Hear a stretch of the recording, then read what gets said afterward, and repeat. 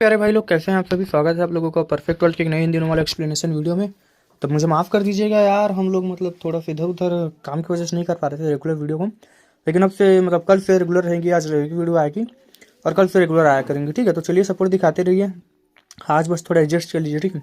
Episode की starting में हमें दिखाया जाता है वॉइड के अंदर ग्रेट यिन और यांग रिवर इंटरसेक्ट कर रहे थे, मिल रहे थे एक साथ, ठीक है। एक जाइंट क्रॉस बनाते हुए। एक रिवर प्योर ब्लैक थी, जीन एनर्जी से भरी हुई जैसे हेल्थ से निकली हो। दूसरी गोल्डन और ब्लेजिंग थी, डिवाइन एनर्जी से भरी हुई जैसे डिवाइन किंगडम की हो। दोनों रिवर्स के आसपास ग्रेट दाव सिंबल्स थे और उनसे डिफेनिंग रोड निकल रही थी। सी हाउ समझ जाता है कि ये नॉर्मल रिवर्स नहीं है, बल्कि सोर्स एंसेस्टर रिवर्स हैं। सोर्स है फिर एंसेस्ट्रल रिवर्स है, ऐसा, ठीक है।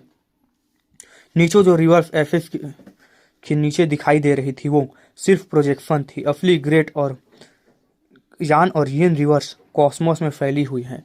जहां इनकी प्रोजेक्शन पड़ती है वहां यिन यान एसेंस गैदर होती है। सी हाउ ग्रेट फॉर्मेशन को तोड़ता है और वॉइड में एंटर करता है। गोल्डन लायन का पूरा फर खड़ा हो जाता है क्योंकि यहाँ का ऑरा सोल लेवल फियर देता था। थोड़ी देर बाद सी हाउ और गोल्डन लायन दोनों काम हो जाते हैं। रंबलिंग बंद हो जाती है और रिवर पीसफुली और कंप्लीट लगने लगते हैं। सी हाउ समझ जाता है ये ग्रेट दाव की असली रूप है, एंडलेस ट्रांसफॉर्मेशन। इसी दौरान सी हाउ की अंडरस्टैंडिंग बढ़ती है। उसके बॉडी के अंदर गेट्स रंबल करते हैं, सेक्रेट लाइट इरप्ट होती है। वहाँ रियून्ड बिल्डिंग्स दिखती हैं। ये जगह पहले लाइफ रेस्ट्रिक्टेड रीजन का कोर थी। यहाँ रहने वाले लोग सबसे पावरफुल बीइंग्स थे जो अब पूरी तरह वाइप आउट हो चुके थे। सी हाउ पूछता है गेट कहाँ है। ये जगह अब भी प्रेशर रिलीज करती है, वीक लोग यहाँ आ ही नहीं सकते। सी हाउ कून पेन technique plus yin yang great दाव डिराइव करता है। उसे समझ आता है गेट वही होगा जहाँ दोनों रिवर्स इंटरसेक्ट करते हैं, मिलते हैं एक साथ में, ऐसा था, ठीक है। वो वहाँ आर्टिफैक्ट थ्रो करता है। आर्टिफैक्ट कैयोटिक एनर्जी में मेल्ट हो जाती है। सी हाउ फिर लाइटनिंग अपना डिवाइन एबिलिटी यूज करता है। लाइटनिंग, लाइफ, डेथ, यिन यान सब रेजोनेट करते हैं। अचानक ग्रेट यिन यान रिवर मूव करती है उन और उनके बीच एक गेट ओपन करता है। गेट के अंदर एश कलर्ड एंशिएंट पाथ दिखता है। गोल्डन लायन शॉक में रह जाता है। गेट मिल चुका है था। सी हाउ समझ जाता है ये सिर्फ यिन यान ग्रेट दाव को मास्टर करके ही ये पाथ ओपन हो सकता है और यहीं से घर जाने का रास्ता भी मिलेगा। उन दोनों ने सच में रास्ता ढूंढ लिया था। ये वही एंशिएंट पाथ था जो डिस्ट्रॉयड लाइफ रेस्ट्रिक्टेड रीजन के बीच एग्जिस्ट करता था। सी हाउ एक्साइटेड था, उसकी सारी मेहनत बेकार नहीं गई थी। आखिरकार उसने घर लौटने का रास्ता ढूंढ लिया था। दूर खड़ा फियरलेस लायन बिल्कुल स्टंड था। उसके लिए यह मानना मुश्किल था कि हुआंग ने सच में पाथ फाइंड कर लिया। सी हाउ लायन की तरफ देख कर कहता है कि पास आए। गोल्डन लायन बहुत केयरफुल रहता है। वो ग्रेट यिन यान रिवर के पास खड़ा रहता है लेकिन पानी के अंदर जाने की हिम्मत नहीं करता। ग्रेट दाव का प्रेशर उसे क्लियरली महसूस हो रहा था। सी हाउ लायन से पूछता है क्या उसमें इतनी हिम्मत है कि वो एंशिएंट पाथ के अंदर जा सके। गोल्डन लायन सीधे मना कर देता है। उससे डर था कि अंदर जाते ही कुछ अनएक्सपेक्टेड हो सकता है। उसके साथ साथ उसके अंदर एक छुपी एक उम्मीद भी थी। वो चाहता था कि सी हाउ पहले जाए। अगर सी हाउ अंदर मर जाता तो वो आज़ाद हो जाता। तभी सी हाउ एक डिवाइन लाइट चेन रिलीव करता है। यह चेन रेनबो जैसी लाइट की थी जो गोल्डन लायन की बॉडी के अराउंड लपेट जाती हैं और उसे ज़बरदस्ती गेट की तरफ खींचने लगती हैं। सी हाउ सेल्फ रिलीज रेलम में था जबकि फियरलेस लायन उस लेवल तक नहीं पहुंचा था, इसलिए रेजिस्टेंस का कोई चांस ही नहीं था। हैं, उस लेवल पे नहीं पहुंचा था। ये सेल्फ सेवरिंग लेवल पे क्या है, क्या है अभी बता मेरे को भाई, कौन से लेवल पर है ये लायन, मेरे को बताओ तुम लोग, ठीक है। गोल्डन लायन गुस्से में गरजता है। उसे यकीन नहीं होता कि सी हाउ इतना पावरफुल हो चुका है कि रिवर्स के बीच खड़े होते हुए भी उसे पकड़ सकता है। असल में रिवर्स का इंटरसेक्शन पर कोई डायरेक्ट डेंजर नहीं था। केओटिक एनर्जी के बावजूद वो जगह सरप्राइजिंगली स्टेबल और प्रोटेक्टेड थी। सी हाउ कहता है बस अंदर जाओ। वो एंशिएंट गेट को खोलता है और गोल्डन लायन को ज़बरदस्ती अंदर फेंक देता है। गेट के अंदर जाते ही गोल्डन लायन की बॉडी पर एक्सट्रीम प्रेशर पड़ता है। उसकी हड्डियाँ टूटने की आवाज़ आती है, बोन्स लिटरली क्रैक हो रही थी। गोल्डन लायन दर्द से चीखता है गेट के अंदर कोई विजिबल अटैक नहीं था, लेकिन एक इनविंसिबल फोर्स थी जो क्रेचर की बॉडी को उसकी लिमिट से ज़्यादा दबा रही थी। गोल्डन लायन सिर्फ कुछ ही पल झेल पाता है। उसके मुंह, नाक, आंख जैसे ओपनिंग से, मतलब 7 के 7 होल्स से ब्लड निकलने लगते हैं। वो लगातार गालियां देता है क्योंकि उसे लगता है वो मर जाएगा। ये कोई फॉर्मेशन या टेक्निक नहीं थी, यह सिर्फ एक पावरफुल डोमेन का प्रेशर था। सी हाउ तुरंत चेन के थ्रू उसे वापस खींच लेता है। थोड़ा और डिले होता तो लायन सच में मर जाता। गोल्डन लायन जमीन पर गिर जाता है। उसकी बॉडी टेढ़ी मेढ़ी हो चुकी होती है। खड़ा होना तक मुश्किल हो जाता है। वो गुस्से में चिल्लाता है और सी हाउ को धमकी देता है। सी हाउ कामली कहता है, अगर कोई डिफिकल्टी होगी तो दोनों मिलकर फेस करेंगे। वो चाहता था कि गोल्डन लायन भी एक्सपीरियंस का हिस्सा बने। मतलब वो होता ना कि गेहूं के संग घुन भी पिसता है, ऐसा सीन चल रहा है सी हाउ के हिसाब से। ठीक है, गोल्डन लायन गुस्से में जवाब देता है कि अगर इतना ही साथ देना है तो सी हाउ खुद पहले क्यों नहीं गया था। सी हाउ बोलता है, वो जा रहा था। वो गेट के अंदर कदम रखता है। वो जा रहा है करके गेट के अंदर कदम रख देता है सी हाउ। गेट के अंदर जाते ही सी हाउ को लगता है जैसे उसके ऊपर एक बड़ा स्टार गिर पड़ा हो। उसकी पूरी बॉडी जोर से कांप जाती है, हड्डियां जोर से दहाड़ने लगती हैं। वो ब्लड कुफ करता है। उसकी बॉडी के हर हिस्से पर एक्सट्रीम प्रेशर पड़ता है, चेस्ट, पीठ, सर, सब कुछ। ये प्रेशर उसकी करील स्ट्रेंथ से भी ज़्यादा थी। सी हाउ समझ जाता है ये गेट सबके लिए उनकी अपनी लिमिट से ज़्यादा प्रेशर क्रिएट करता है। सी हाउ ऑलरेडी अपने रेलम में परफेक्ट था, इसलिए वो सरवाइव कर पाता है, लेकिन फिर भी उसकी स्किन के पोर्स से ब्लड निकलने लगता है। पूरी बॉडी ब्लड से भीग जाती है। गोल्डन लायन ये देखकर शॉक में आ जाता है। उसे लगता है सी हाउ कोई एबनॉर्मल मॉन्स्टर है। थोड़ी देर बाद प्रेशर स्टेबल हो जाता है। सी हाउ सर्वाइव कर लेता है। उसकी एक भी हड्डी नहीं टूटती। वो साइलेंटली गेट के अंदर का एक्सपीरियंस कंप्लीट करता है और वापस लौट आता है। गोल्डन लायन पूरे डिसअपियर में चला जाता है। उसकी सारी होप खत्म हो जाती है। सी हाउ कहता है, शायद उस दुनिया में उसके अलावा बहुत कम लोग होंगे जो इस पावर को झेल पाएं। फिर वो लायन को एक स्पेशल आर्टिफैक्ट में डाल देता है और गेट के अंदर दोबारा एंटर करता है। वो टेस्ट करना चाहता था कि पेरेंट्स को ले जाने में कोई डेंजर तो नहीं होगा। आर्टिफैक्ट सेफ रहता है, प्रेशर सिर्फ सी हाउ पर पड़ता है। टेस्ट सक्सेसफुल होता है, गेट सेफ था। उसके बाद सी हाउ और गोल्डन लायन वहां से निकल जाते हैं। ग्रेट यिन यान रिवर्स अपनी ओरिजिनल पोजीशन में लौट आते हैं। ग्रेट दाव के सिंबल्स धीरे धीरे गायब हो जाते हैं। सी हाउ उस जगह को छोड़कर 3000 प्रोविंस की तरफ निकल पड़ता है। उसका गोल क्लियर था, पेरेंट्स को लेकर लोअर रेलम में वापस जाना। किन क्लैन पहुंचते ही लोग उसे रिस्पेक्ट के साथ देखते हैं। किन हाउ खुशी से बताता है कि विंड क्लैन के साथ हुआ बैटल पूरे प्रोविंस में फेमस हो चुका है। सुप्रीम बीइंग भी उसे मार नहीं पाई। ये बात सबको हिला चुकी थी। सी हाउ के पेरेंट्स उसे देखकर रिलीफ महसूस करते हैं। इमॉर्टल किन बताता है कि कई क्लैंस अब डर के मारे गिफ्ट भेज रहे हैं ताकि सी हाउ से एनिमी खत्म हो जाए, दुश्मनी खत्म हो जाए। ऐसा था। जब सी हाउ बताता है कि एंशिएंट पाथ मिल चुका है, सब लोग शॉक हो जाते हैं।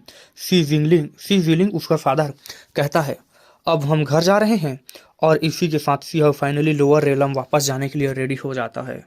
इधर सी विलिंग अंदर से बहुत ज़्यादा एक्साइटेड था। वो लोअर रेलम छोड़कर सालों पहले ऊपर आया था और आज फाइनली वो वापस जाने वाला था।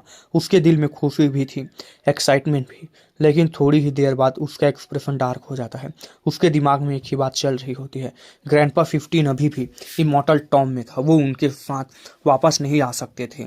इस बात का रिग्रेट सी विलिंग को अंदर तक चुभ जाता है। एक पल के लिए वो सोचते हैं कि क्या उसे यही रुक जाना चाहिए।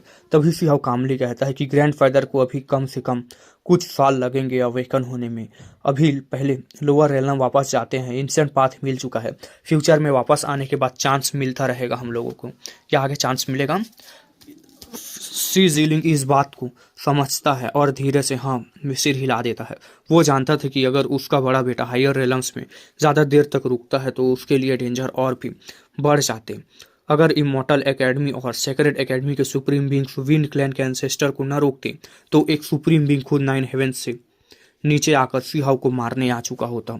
सी हाउ अपने मन में सोचता है कि अंडरवर्ल्ड, अर्थ और हेवनली कंट्री जैसे जगहों से अभी तक हिसाब भी बाकी है। इस बात का उसे थोड़ा अफसोस होता है। अंडरवर्ल्ड, अर्थ और मतलब लोअर रेलम के हैं ये, ठीक है, मतलब ऐसा था। तब किन यिनिंग बोलती है कि अभी इन सब चीज़ों का साइड में रखो। सबसे इम्पोर्टेंट यह है कि फैमिली सेफली लोअर रेलम वापस पहुंचे। वो अपने बेटे के लिए बहुत वरीड थी। डेस्टिलेट बॉर्डर से जिंदा लौटना ही मुश्किल था और अब वो नहीं चाहती थी कि कोई नया डेंजर सामने आए। सियाहू हाँ कहता है। वो जानता था कि 3000 प्रोविंस में अभी भी रियूल्ड इमॉर्टल्स जैसे डेंजर बचे हुए हैं, इसीलिए वो अभी पूरी दुनिया को चैलेंज नहीं कर सकता।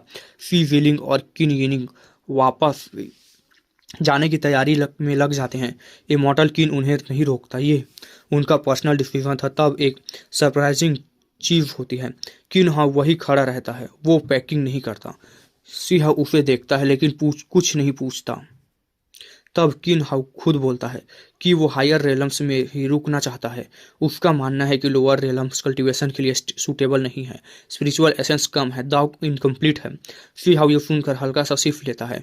वो अपने छोटे भाई के डिसीजन को समझ जाता है। सी हाउ कहता है कि फादर और मदर से अच्छे से बात कर लेना, क्योंकि वो तुम्हें छोड़ना नहीं चाहेंगे। किन हाउ थोड़ा वरीड टोन में पूछता है कि अगर सी हाउ लोअर रेलम चला गया तो उसकी कल्टीवेशन पर इफेक्ट पड़ेगा। सी हाउ थोड़ा सोच कर कहता है कि इफेक्ट तो पड़ेगा, लेकिन ज़रूरी नहीं कि पाथ रुक जाए। वो कहता है कि शायद ये उसका एक ज़रूरी शार्पनिंग हो, मतलब एक इंपॉर्टेंट डिसीजन हो। ऐसा था, ठीक है।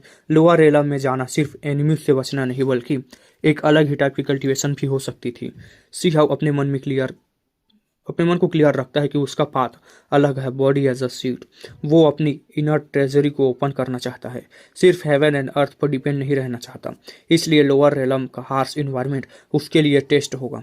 जब किन यिनिंग को पता चलता है कि किन हायर रेलम्स में ही रुकना चाहता है तो उसकी आंखें लाल हो जाती हैं, वो इमोशनल हो जाती हैं। उसे लगता है फैमिली टूट रही है। वो कहती है कि कल्टीवेशन से ज़्यादा इंपॉर्टेंट फैमिली है और फैमिली की सेफ्टी है। रिस्क लेने की कोई ज़रूरत नहीं है। किन हाउ कामली अपनी मदर को समझाता है कि वो स्ट्रांग बनना चाहता है, ऑर्डिनरी लाइफ नहीं जीना चाहता। वो मानता है कि सी हाउ टेम्पररी रिट्रीट करने जा रहा है और फ्यूचर में वापस आएगा। तब तक वो यही कल्टीवेट करेगा और फ्यूचर में सबको वापस लाएगा। सी विलिंग और किन यिनिंग चुप हो जाते हैं। उनके पास कोई जवाब नहीं होता। सी हाउ भी सरप्राइज होता है। उसका छोटा भाई सच में मैच्योर हो चुका था। सी हाउ अपने लॉन्ग लाइफ बैटल आर्मर किन हाउ को वापस दे देता है और उसे केयरफुल रहने को कहता है। फिर वो उसे थोड़ी देर के लिए अपने साथ ले जाता है। वो उसे कुछ लाइफ सेविंग मेथड्स और अपने एक्सपीरियंस सिखाना चाहता था। 2 दिन तक सी हाउ वही रुकता है और किन हाउ को गाइड करता है। किन हाउ को मतलब उसका आर्मर देता है, ठीक है, जो बचा था लाइफ सेविंग वो सब, और 2 दिन तक उसे गाइडेंस देता है। इस दौरान अलग अलग सेक्ट के लोग गिफ्ट भेजने लगते हैं। ट्रेजर्स, स्पिरिचुअल मेडिसिन, वेपन्स, सब कुछ आ रहे होते हैं। सबको पता था जो सुप्रीम बीइंग क्या टैक्स सर्वाइव कर सकता है, वो फ्यूचर में कितना स्ट्रांग होगा। इमॉर्टल माउंटेन में बड़े बड़े सेक्ट लॉर्ड्स तक मिलने आते हैं। कुछ लोग काफ़ी माफिया मांगते हैं, कुछ रिलेशंस स्ट्रांग करना चाहते हैं। कई मतलब किधर से एक सेक्ट लॉर्ड को तो सीधा मैरिज प्रपोजल तक ले आता है। किन येनिंग तुरंत बोल पड़ती है कि सी हाउ का कोई दाव कॉम्पेनियन नहीं है। उसकी आंखें चमक उठती है। वो चाहती थी कि सी हाउ जल्दी से सेटल हो जाए। सी हाउ ऑकवर्ड हो जाता है और मजाक में कहता है कि लड़की किन हाउ से शादी कर ले। किन हाउ तुरंत मना कर देता है, कहता है उसका दिल सिर्फ दाव में है। किन यिनिंग हंस पड़ती है लेकिन दोनों भाइयों को स्ट्रिक्ट लुक भी देती है। वो सीक्रेटली कहती है कि दोनों में से किसी को भी शादी करनी ही होगी। इसी बीच सेलेस्टियल क्लैन के लोग भी आते हैं और अपनी यंग लेडी यूनजी को भी लाते हैं। किन्ही का एक्सप्रेशन तुरंत चेंज हो जाता है। उसे याद होता है ये कि कैसे सी हाउ ने यूनजी की वजह से सिटी ऑफ हेवन का रुख किया था और बदले में उसे धोखा मिला था। वो ठंडे टोन में कहती है कि यूनजी यहीं रहेगी, बाकी लोग जा सकते हैं। इस बार ये सिर्फ शादी का टॉपिक नहीं था, ये पुराने हिसाबों का वक्त था। इधर हमें दिखाया जाता है सेलेस्टियल क्लैन के आने की खबर जैसे ही फैलती है पूरे हॉल में खामोशी छा जाती है, पर हर चेहरे पर अलग अलग एक्सप्रेशन आ गए। काफ़ी लोगों को याद था कि हुआंग यानी सी हाउ का सेलेस्टियल क्लैन के साथ कुछ बीच में पुराने ग्रजेस हैं, इसीलिए जब उनका नाम लिया गया तो एटमॉस्फेयर हैवी हो गया। सी हाउ मन में सोचता है कि अभी कुछ ही टाइम पहले उसने सेलेस्टियल क्लैन का इमॉर्टल स्टोन अपने पास रखा था है और इतनी जल्दी उनका यहाँ आ जाना नॉर्मल बात नहीं है। हो सकता है उससे क्लियरली लगता है कि ये लोग रिलेशनशिप सुधारने से ज़्यादा अपना इमॉर्टल स्टोन वापस मांगने आए हैं, और उसके लिए वो स्टोन बहुत इम्पोर्टेंट है उनके लिए, उसके लिए मतलब उन लोगों के लिए, ठीक है, सीहाव के लिए भी है बहुत इंपॉर्टेंट, क्योंकि उसका connection void immortal gold field से है जो अनमैच्ड स्क्रिप्चर निकाल सकता है। इसी वजह से सीहाव के लिए पीछे हटना पॉसिबल ही नहीं था। तभी रिपोर्ट आती है कि सेलेस्टियल क्लैन का एल्डर विजिट चाहते हैं। इससे पहले किन येनिंग का गुस्सा काफ़ी तेज था। वो चाहती थी कि सेलेस्टियल क्लैन के इनवॉइस को बाहर ही भेज दिया जाए, सिर्फ युनवी को छोड़कर, लेकिन सेलेस्टियल क्लैन के एक्सपर्ट्स इस बात पर एग्री नहीं हुए और विजिट की रिक्वेस्ट करते रहे। आखिरकार किन येनिंग कहती है कि उन्हें अंदर आने दिया जाए। उसे अच्छी तरह पता था कि सेलेस्टियल क्लैन असल में सीहाव से डरता है। उन्हें लगता है कि जैसे जैसे सीहाव बड़ा होगा वो एक दिन उनके क्लैन के साथ सब हिसाब क्लियर करेगा। किन येनिंग यानी सीहाव की मदर का गुस्सा सिर्फ पॉलिटिकल नहीं था बल्कि पर्सनल भी था, क्योंकि उसे याद था कि सीहाव कैसे पहले काइंडनेस दिखाई थी और बदले में उस सेलेस्टियल क्लैन ने उसे लगभग मौत के करीब पहुंचा दिया था। जब सेलेस्टियल क्लैन का एल्डर हॉल में आता है और देखता है कि वहाँ कई ग्रेट सेक्ट के इंपॉर्टेंट फिगर्स और सेक्ट मास्टर्स मौजूद हैं, तो वो अंदर से काफ़ी शॉक्ड हो जाता है। पहले उसे लग रहा था कि इतना झुकना ही काफ़ी है, लेकिन अब उसे समझ आ जाता है कि सिचुएशन उसकी सोच से काफ़ी ज़्यादा सीरियस है। सेलेस्टियल क्लैन के एल्डर बात शुरू करता है। पास्ट को डायरेक्टली मेंशन नहीं करता बल्कि पोलाइट तरीके से कहता है कि वो कुछ कंपनसेशन देने को तैयार है। इस पर सी विलिंग कोल्ड टोन में पूछता है कि कंपनसेशन किस टाइप का होगा। सेलेस्टियल क्लैन का एल्डर सीक्रेटली साउंड ट्रांसमिट करके कहता है कि वो सीहाव को flying immortal stone temporary use करने के लिए देने के लिए रेडी हैं, बस फ्यूचर में वापस चाहिए। इस ऑफर पर सी विलिंग इंडिफरेंट रहता है। सीहाव बस मुस्कुराता है, कुछ नहीं कहता। यह स्टोन उसके लिए स्पॉइल्स ऑफ वॉर है और एक्सेप्ट करना या रिजेक्ट करना पूरी तरह उसके मूड पर डिपेंड करता है। सेलेस्टियल क्लैन का एल्डर अंदर ही अंदर शिफ्ट करता है। उसे लगता है कि इमॉर्टल स्टोन अब वापस मिलना मुश्किल है, इसलिए वो अपनी उम्मीद यूनवी पर शिफ्ट कर देता है। वो पास्ट की गलतियों का जिक्र करता है और कहता है कि क्लैन इम्पल्सिव था पर हुआंग को ट्रबल नहीं देना चाहिए था। साथ ही वो ये भी कहता है कि यूनवी और सीहाव पहले क्लोज फ्रेंड्स रहे हैं, इसलिए अब वो यूनवी को सीहाव के साथ लोअर रेलम भेजने को तैयार हैं।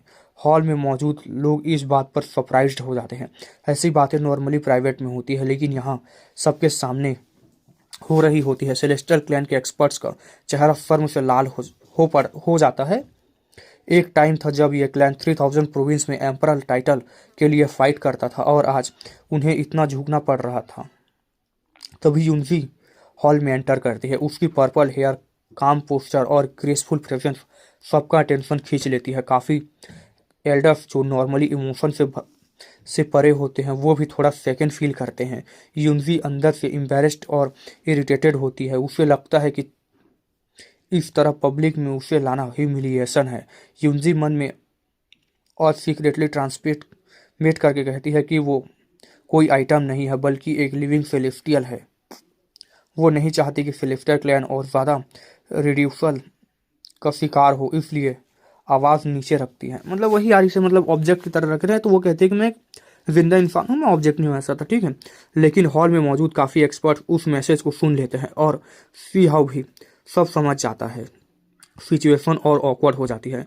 तब किन येनिंग क्लियरली कहती है कि वो यूनवी को यही रहने देने चाहती है और सेलेस्टियल क्लैन के एल्डर को जाने के लिए कहती है। उसका टोन कॉन्फिडेंट होता है क्योंकि उसके पीछे सीहाव खड़ा था। इसके बाद एटमॉस्फेयर थोड़ा स्टिफ हो जाता है। कुछ लोग सिचुएशन स्मूथ करने की कोशिश करते हैं। इसी बीच और क्लैंस आने लगते हैं क्योंकि सब जानते हैं कि सीहाव कभी भी यहाँ से जा सकता है। डेमोनिक सनफ्लावर गार्डन के लोग आते हैं बिना गिफ्ट के, बस सिचुएशन ऑब्जर्व करने। अंडरवर्ल्ड अर्थ से लोग आते हैं, पोलाइट होते हैं और गिफ्ट देते हैं। हेवनली कंट्री के लोग भी आते हैं थोड़े कोल्ड एटीट्यूड के साथ। इन सब के आने से एक बात क्लियर हो जाती है, कोई भी शॉर्ट टर्म में हुआंग के साथ डायरेक्टली कॉन्फ्लिक्ट नहीं चाहता। सबको लगता है कि हुआंग का राइस अब रोका नहीं जा सकता। फिर वेस्टर्न सेक्ट का दुओ मो के आने की अनाउंसमेंट होती है। दुओ मो, ये मुझे याद नहीं आ रहा लेकिन होगा कोई, ठीक है। यह नाम सुनते ही काफ़ी लोग हिल जाते हैं। दुओ मो एक एंशिएंट एग्जिस्टेंस है, उसके लाल पुराने कसाया जैसे कपड़े देखकर लोग समझ जाते हैं कि वो लास्ट ग्रेट एरा से आया हुआ कोई पावरफुल फिगर है। सी हाउ को एक स्पेशल गिफ्ट नहीं, वो सी हाउ को एक स्पेशल बेड गिफ्ट करता है। एंशियंट मॉन्ग एसेस का पैलेट। फियरलेस लायन उसे देखकर वो कफ्ड हो जाता है क्योंकि ये चीज़ प्राइसलेस होती है। भाई बेड कौन गिफ्ट करता है यार, खैर छोड़ो क्या करना। सी हाउ बिना एक्स्ट्रा फॉर्मेलिटी के गिफ्ट एक्सेप्ट कर लेता है। उसके बाद डेसोलेट बॉर्डर से लॉन्ग लाइफ फैमिलीज के लोग आते हैं। ये देखकर और भी ज़्यादा लोग शॉक हो जाते हैं। अब सबको क्लियर हो जाता है कि इंपीरियल पास में सी हाउ के अचीवमेंट सिर्फ रिमर्स नहीं थे। आखिर में हेवेंस मेंडिंग सेक्ट का मैसेज आता है जिसमें बताया जाता है कि यू चैन और किन्ये मर्ज होने वाले हैं और अगर सी हाउ चाहे तो थोड़ा वेट कर सकता है। हॉल में मूड अभी सेटल भी नहीं होता है, तभी बाहर से एक ठंडी मॉकिंग हंसी सुनाई देती है जो पूरे किन क्लैन के आसमान को हिला देती है और यहीं से नेक्स्ट ट्रबल का सिग्नल मिल जाता है हम लोगों को कि क्या होने वाला है। अच्छे खासे गिफ्ट के चक्कर में एक मतलब होता है गाइस, पता है राइटर को ना चुल मचती है कि मैं एक चैप्टर आसानी से जाने दूंगा, उसके बाद दूसरे चैप्टर में लंका लगाऊंगा। ऐसा था मतलब, ठीक है, मतलब ऐसा ही रहता है इस, तो क्या बताऊं यार। अब चलो कंटिन्यू रखते हैं हम लोग। आप लोग बताइए मज़ा आ रहा है कि नहीं। बेड गिफ्ट में मिला है यार सी हाउ को, भी क्या करेगा उसका ये लोग तो आप बता ही सकते हैं। समझदार लोग हो, समझ जाओ। जैसे ही ये सीन आया सब लोग शॉक हो गए। जो लोग यहाँ आए थे वो सब के सब पावरफुल और फॉर्मिडेबल फिगर थे। काफ़ी लोगों के चेहरे पर सीधे स्टार्टल्ड एक्सप्रेशन आ गए। सब समझ गए थे कि अब सच में डेंजरस पर्सन आ चुका है। काफ़ी टाइम से कुछ लोग ये मान रहे थे कि सब लोग इस सिचुएशन को शांति से एक्सेप्ट नहीं करेंगे। उन्हें लग रहा था कि सी हाउ के जाने से पहले कोई ना कोई ज़रूर आएगा जो ओपनली हुआंग के खिलाफ खड़ा होगा, शायद सीधे क्लैश भी करे। और अब वही सीन रियलिटी बन चुका था। आसमान में एक हैवी ब्लड लाइक ऑरा फैलने लगती है। रेड और मल्टी कलर्ड लाइट पूरे स्काई को कवर कर लेती है। ये बिल्कुल ऐसा लग रहा था जैसे डार्क रेड स्पाइडर लिली खिल गई हो, मतलब एक ऐसी निशानी जो किलिंग और डिजास्टर का सिग्नल होती है। तब कुछ लोग जोर से बोल उठते हैं, हेवनली कंट्री। सब लोग शौक में आ जाते हैं क्योंकि ये हेवनली कंट्री का असैसिन की औरत थी। जब इस क्लैन के इम्पोर्टेंट लोग मूव करते हैं तो ऐसी ही ब्लड फील्ड और किलिंग इंटेंट वाली एटमॉस्फेयर बनती है। नॉर्मली ये लोग शेडोज में आम तौर पर काम करते हैं, बैक से स्टेप करते हैं, मतलब पीछे से वार करते हैं। फ्रंट से आना रेयर होता है। फ्रंट से तभी आते हैं जब उन्हें लगता है कि सामने वाला उनके लिए बिल्कुल पावरलेस है। इस वक्त इमॉर्टल किन खुद आगे बढ़ते हैं और पैलेस से बाहर देखते हैं। किन क्लैन के माउंटेन गेट के बाहर ब्लड कलर्ड डिवाइन पावर फैल चुकी होती है जो अंदर घुसने ही वाली थी। तब वॉइड से एक ठंडी और रूथलेस आवाज़ आती है। हेवनली दाव कंट्री के पर्सन कहता है कि दाव फ्रेंड किंग, आप ज़्यादा सोच रहे हैं। हम किन क्लैन से डील करने नहीं आए हैं। हमें सिर्फ उस छोटे इविल क्रिएचर सी हाउ से मतलब है, इसका बाकी किसी से कोई लेना देना नहीं। इस पर इमॉर्टल किन गुस्से में बोलते हैं, तुम हद पार कर रहे हो। ये मेरी किन क्लैन है और कोई मतलब और वो मेरा क्लैन का डिसेंडेंट है। इमॉर्टल किन पैलेस से बाहर निकल आते हैं और ब्लड क्लाउड के अंदर देखते हैं। उसी वक्त सी हाउ भी खड़ा होता है और सीधे बाहर की तरफ चलता है। ये देखकर सब लोग और ज़्यादा शॉक्ड हो जाते हैं। सी हाउ हेवनली कंट्री मतलब सिर्फ मतलब हेवनली कंट्री का ऐसा ओपनली आना, वो भी यहाँ एक बहुत बड़ा रिस्क था। लोगों को लगता है कि या तो उनके पास कोई बहुत बड़ा बैकिंग है या फिर लेजेंड्स सच है। तब कोई धीरे से बोलता है, हेवनली कंट्री का वॉइस सेक्ट मास्टर। ये सुनकर लोग और कंफ्यूज हो जाते हैं। सेक्ट मास्टर नहीं, सिर्फ वॉइस सेक्ट मास्टर। तो फिर इतना कॉन्फिडेंस कैसे है उन लोगों पे। ब्लड मिस्ट के अंदर से आवाज़ फिर आती है। इमॉर्टल माउंटेन बहुत बोल्ड लग रहा है। हम तुमसे दुश्मनी नहीं चाहते, लेकिन दाव फ्रेंड किन तुम उसे प्रोटेक्ट नहीं कर पाओगे। इस बार कोई भी आय फर्क नहीं पड़ेगा। इमॉर्टल किन का चेहरा डार्क हो जाता है। वो अपनी स्लीव हिला देते हैं बैंग के साथ। होंगलॉन का मतलब यहाँ क्लियर है। स्पेस में मैसिव वाइब्रेशंस होती हैं। हवा और लाइटनिंग एक साथ फूट पड़ती है, लेकिन अगले ही मोमेंट सब कुछ शांत हो जाता है। विंड और लाइटनिंग जैसे खींच ली गई हो।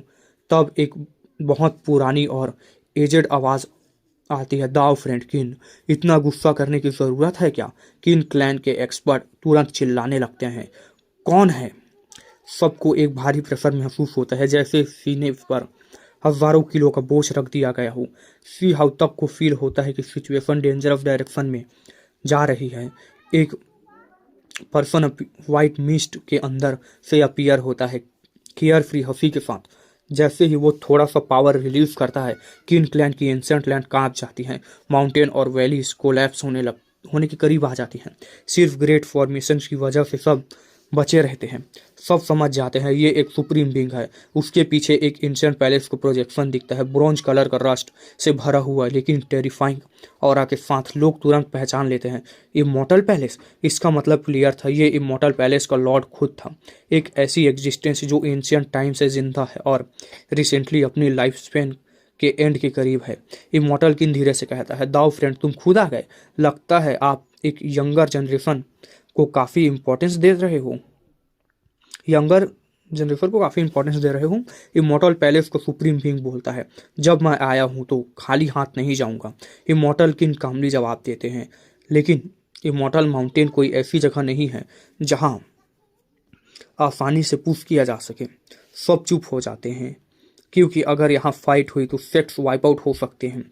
सब जानते थे कि इमॉर्टल माउंटेन के पास एक सुप्रीम बीइंग है। 5 फेस माउंटेन एक अनमैच्ड मैजिकल आर्टिफैक्ट भी है उनके पास। इस माउंटेन के बारे में कहा जाता था कि ये प्राइमल केओस से नेचुरली बनी है और इस पर कभी गॉड्स और डेविल्स के कॉप्सेस पड़े थे। ये इतनी एंशिएंट है कि शायद वर्ल्ड ओपनिंग आर्टिफैक्ट के लेवल की हो। इमॉर्टल पैलेस को सुप्रीम बीइंग ठंडे टोन में कहता है, हुआंग ने एक ट्रू इमॉर्टल को ऑफेंड किया है। इस बात पर सबके ठंडे पसीने छूट जाती है, हड्डियों तक महसूस होती है ठंडा पसीना। लोग जानते हैं कि इमॉर्टल पैलेस के पास एक रियून्ड इमॉर्टल है और रिसेंटली उसके साथ कुछ सीरियस हुआ है। तब इमॉर्टल पैलेस का एल्डर जोर से बोलता है, हुआंग बाहर आ और लॉ डिक्री एक्सेप्ट कर। बैंक के साथ वॉइड टूट जाता है और एक गोल्डन लॉ डिक्री अपीयर होती है इमॉर्टल एनर्जी के साथ। इस डिक्री में कोई डायरेक्ट किलिंग इंटेंट नहीं था, लेकिन उसकी प्रेशर ही इतनी थी कि लोगों के पैर कांप जाते हैं। सेट मास्टर तक घुटनों पर आ जाते हैं। तब सी हाउ ओवरलास्टिंग स्वॉर्ड कोर निकालता है, अपने पेरेंट्स के आगे खड़ा होता है और उन्हें नील करने से रोक देता है। उसी वक्त 5 फेस माउंटेन की डिवाइन पावर एक्टिवेट होती है। पूरी किन क्लैन बचाती है, मतलब पूरे किन क्लैन को बचाती है। सब समझ जाता है ये रियून्ड इमॉर्टल का डिक्री है। तब सी हब क्लियरली बोलता है, स्पिरिट रियलम में मैंने उस रियून्ड इमॉर्टल का इम्प्रिंट खुद डिस्ट्रॉय किया था, अब वो मुझे डिक्री देगा। सब लोग स्टन हो जाते हैं। ये बात कंफर्म हो जाती है कि हुआंग सच में इमॉर्टल लेवल एग्जिस्टेंस से टकरा चुका है। लॉ डिक्री और ब्राइट हो जाती है। गोल्डन कैरेक्टर्स वॉइड में इंग्रेव होते हैं। मैसेज क्लियर होता है, सी हाउ को इमॉर्टल पैलेस जाकर अपनी क्राइम्स कन्फेस करने होंगे। इसका मतलब सिर्फ एक ही चीज़ थी, वहां जाने का मतलब डेथ। इमॉर्टल पैलेस के सुप्रीम बीइंग गुस्से से बोलता है, क्या तुम डिक्री को रिस्पेक्ट करोगे? इस पर सी हाउ बिना डरे बोलता है, जो रियून्ड इमॉर्टल को मार सकता है वो इस वेस्ट पेपर से क्या डरेगा। ये सुनकर पूरा हॉल हिल जाता है। ये सीधे रियून्ड इमॉर्टल को चैलेंज करना था। इमॉर्टल पैलेस का सुप्रीम बीइंग कहता है, तुम अपने डूम्सडे को खुद बुला रहे हो, यानी अपनी मौत को खुद बुलावा दे रहे हो। सफ़ेद मिस्ट के बीच उसकी लाइटनिंग जैसी आंखें लाइटनिंग की तरह चमक रही होती है। वो धीरे से अपनी एक पाम आगे बढ़ाता है, जैसे स्पेस को पकड़ने की कोशिश कर रहा हो। उस पर पूरा एरिया वायलेंटली कांप उठता है। ज़मीन और स्पेस के बीच सडन प्रेशर बन जाता है। किन क्लैन का ग्रेट फॉर्मेशन इस डेंजर को सेंस कर लेता है और तुरंत एक्टिवेट हो जाता है। अंदर से ब्लीडिंग डिवाइन रेडियंस फूट पड़ती है, जो उस ब्लेड से बड़े हाथ को आगे बढ़ने से रोक देती है। सी हाउ ठंडी आवाज में कहता है, वो इमॉर्टल या जो भी है, जो अब डेथ डोर पर लटक रहा है, खुद नहीं आया क्या इतना इंजर्ड हो गया है कि चल भी नहीं सकता? सी हाउ के मन में सोच चल रही होती है कि इमॉर्टल पैलेस के पास इमॉर्टल स्प्रिंग है, जो प्रीमोडियल स्पिरिट और फ्लेश को नर्चर कर सकता है, वरना वो रियून्ड इमॉर्टल कब का मर चुका होता। वो ये भी जानता था कि इस वक्त रियून्ड इमॉर्टल जैसे इतना इंजर्ड है कि अपनी जगह छोड़ भी नहीं सकता। इमॉर्टल पैलेस का सुप्रीम बीइंग ठंडी आवाज में कहता है, ट्रू इमॉर्टल के खिलाफ बार बार ब्लेसफेमी तुम्हारा पाप नहीं, माफ किया जा सकता, मतलब वही एक थप्पा लगा के, ठीक है। उसके हाथ फिर से मूव करता है। इस बार वो किन क्लैन की फॉर्मेशन के बैरियर्स को तोड़ते हुए आगे बढ़ने लगता है। इमॉर्टल किन बोलता है, दाओ फ्रेंड, तुम हद से ज्यादा आगे बढ़ रहे हो। इसी पल किन क्लैन की डेप्थ से 5 कलर डिवाइन लाइट इरप्ट होती है। ये लाइट सिर्फ रोशनी नहीं होती बल्कि बाउंडलेस इमॉर्टल एनर्जी का प्रेशर कैरी कर रही होती है। इमॉर्टल पैलेस का सुप्रीम बीइंग कहता है, सील उनको हाँ उंदो किए बिना सील अंडू किए बिना तुम मेरी इमॉर्टल पैलेस की पावर को रोक नहीं पाओगे। बोलते हुए भी वो थोड़ा पीछे हट जाता है। उसके दिल में एक ही डर होता है, कहीं 5 फेस माउंटेन का फील सच में अंडू ना हो जाए। इमॉर्टल पैलेस को सुप्रीम बीइंग सी हाउ को घूरते हुए सोचता है या कहता है, आज कोई तुम्हें बचा नहीं सकता। सी हाउ साफ टोन में जवाब देता है, बस एक लॉन्ग टेल वुल्फ हो और कुछ नहीं। इमॉर्टल पैलेस का सुप्रीम बीइंग हंस के कहता है, इवन अगर 5 फेस इमॉर्टल का माउंटेन का फील आज अंडू हो जाए, रियलिटी नहीं बदलेगी। वो ट्रू स्क्रिप्चर्स चैंट करना शुरू करता है जैसे किसी एंशिएंट पावर को समन कर रहा हो। इसी पर स्पेस का लेयर सीधे फट जाता है। वॉइड के बीच से एक एंशिएंट ग्रेड बैनर डिसेंड होता है 9 हेवेंस से नीचे आता हुआ और सीधे सी हाउ के हाथ में आ जाता है। सी हाउ एक पल के लिए जम जाता है। सी हाउ मन में इमोशंस का फ्लड आ जाता है। ये immortal king corpse war wrapping cloth desolate border के वॉर्स में इसने अनडाइंग बीइंग को रोका था। वो थी, ये 9 हेवेंस का सुप्रीम ट्रेजर था, लॉन्ग लाइफ फैमिली का, और आज ये उसके हाथ में था। इसका मतलब कोई ऊपर से इस जगह पर नजर रखे हुए था। सियाओ समझ जाता है, इमॉर्टल एकेडमी या सेक्रेट एकेडमी के एल्डर्स ने इंटरफेयर किया है। जब विंड क्लैन का ओल्ड एंसेस्टर मुझे मारना चाहता था तब भी उन्होंने रोका था। उसके दिमाग में ग्रेट एल्डर मिन तियांजिंग का चेहरा उभर आता है। दिल में एक पेन सा होता है। Heavens really are jealous of great heroes, मतलब हेवन जलता है ग्रेट हीरो से, ऐसा था, ठीक है। इमॉर्टल पैलेस का सुप्रीम बीइंग ऊपर देख कर गरजता है, कौन है? सी हाउ जवाब नहीं देता। वो ग्रेट बैनर को घुमाता है और सीधे आगे बढ़ता है। ये सिर्फ कपड़ा नहीं होता, ये completely immortal the magical artifact के बराबर होता है। जैसे ही सी हाउ बैनर को झटका देता है, आसमान का स्पेस लेयर क्लियरली स्प्लिट हो जाता है। इमॉर्टल एनर्जी की वायलेंट वेव निकलती है जो इमॉर्टल पैलेस के सुप्रीम बीइंग को सीधे हिट करती है। सब लोग स्टन हो जाता है। हुआंग को 9 हेवेंस की लॉन्ग लाइफ फैमिली का सपोर्ट मिल रहा है।